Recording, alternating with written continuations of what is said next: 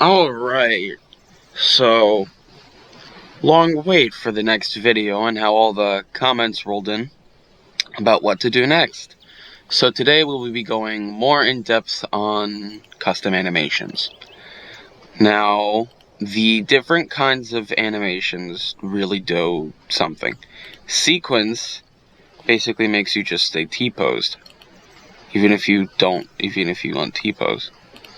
Go into the animation, do this, and it's T-pose, so you can move around the bones and do whatever.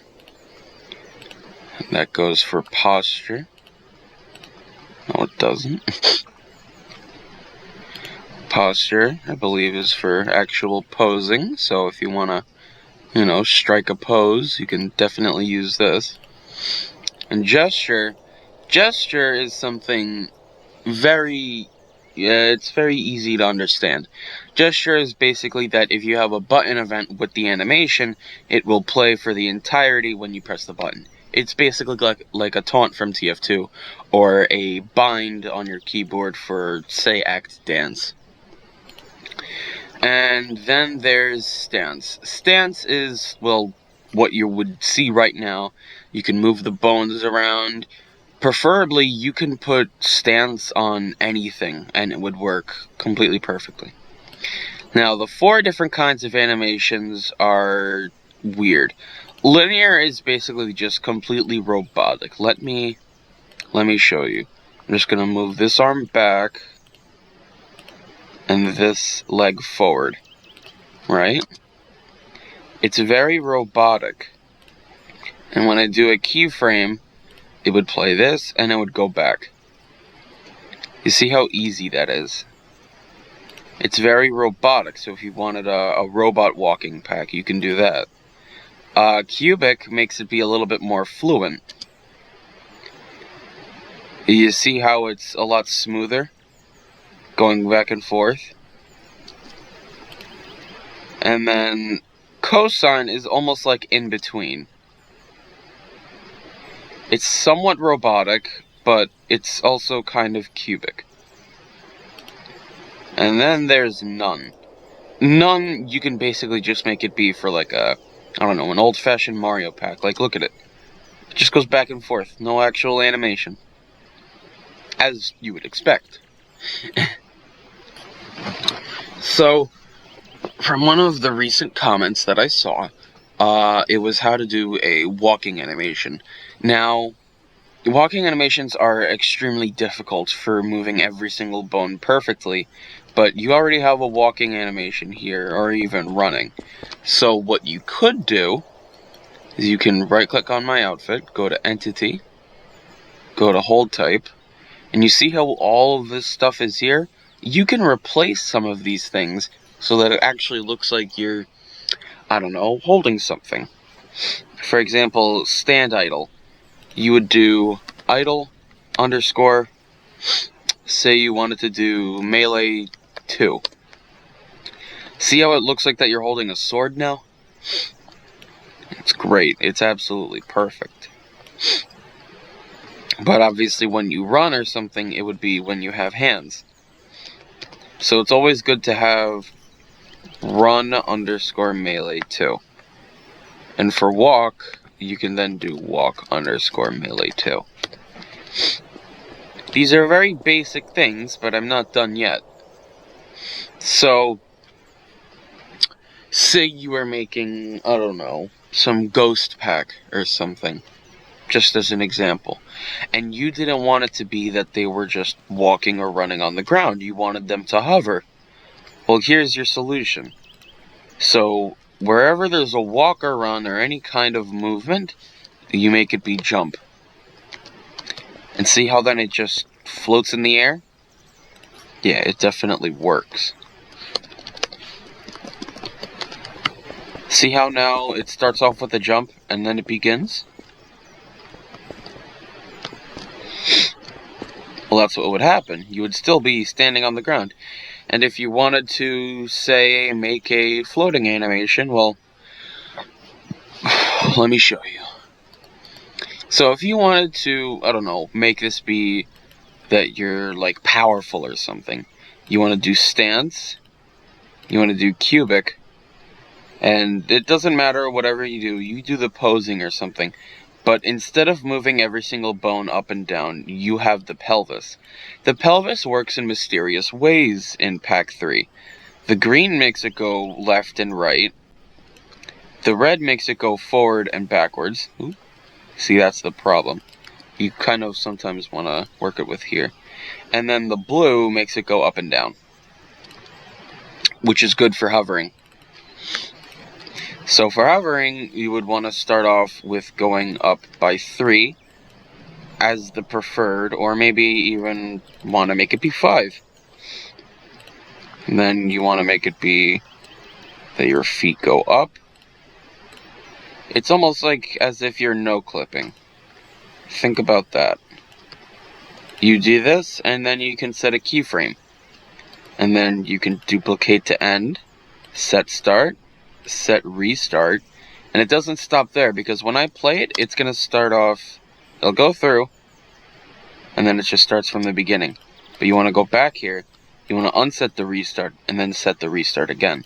So when I play it, it would go all the way through, and then it would start here. Yep. So then you have your perfect floating animation. And if you wanted to, you can make it be with the event speed. And you can make it be above. You can make it be above 1.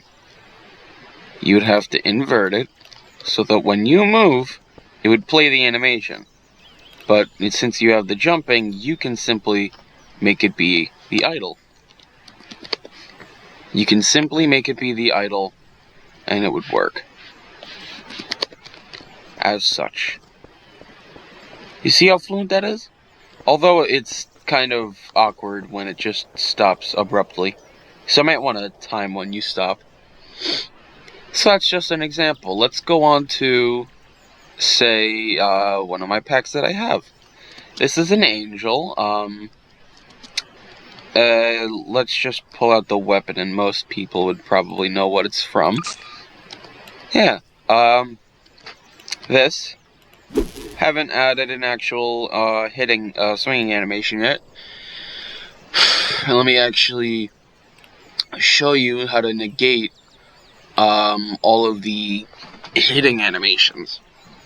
So you see where it says attack stand primary or attack crouch primary? Basically, these are what you would expect.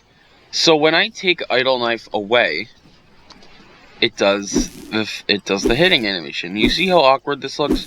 I wouldn't want to go in PvP and start swinging around with this ugly animation.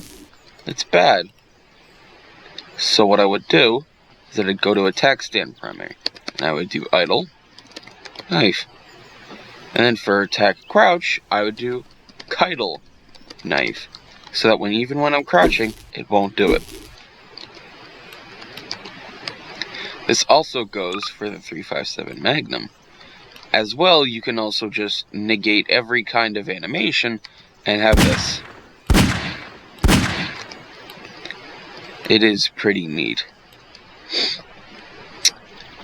So, basically, what I showed before was how to do a walking and running animation. Yeah. So I'm gonna quickly show you a cool event.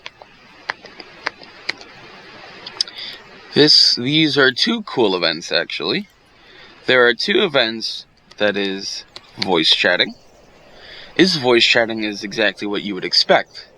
So if I wanted a model to show up when I'm voice chatting, I'm gonna invert it and...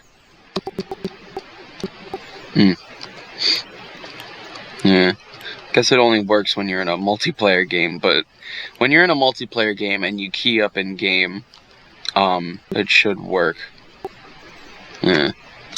It should work, but of course in multiplayer, in single player it wouldn't.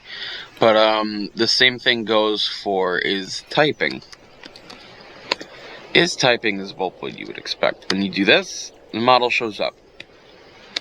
And if you're tired of like guessing how to move the bones from this, and you want to just straight do it, you go to animations.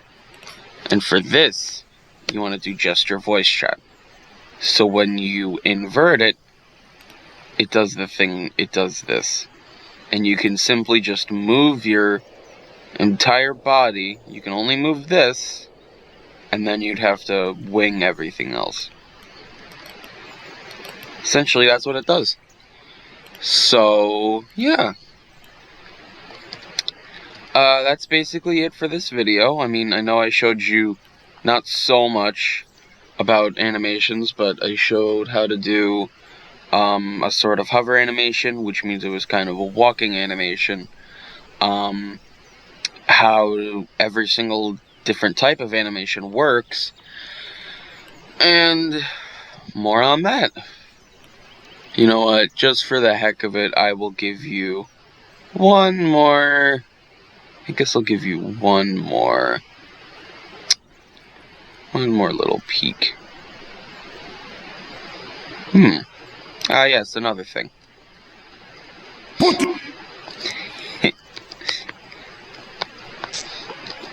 Look at him. Everybody should know who this is exactly. I moved the bones so it actually looks like that he's holding it. And then there's an actual animation. Let me get empty hands. And watch. Best animation. And you can make the animation different. You can take whatever you want, and you can just alter it with your kind of animation, and everything would look better. Remember, you have the power, and trust me, I wouldn't want to... Put dispenser here! Yeah, I know. So I'll see you next time, and next time I'll probably show you how to properly disguise as a spy, or if anyone else wants something in the comments. So, bye.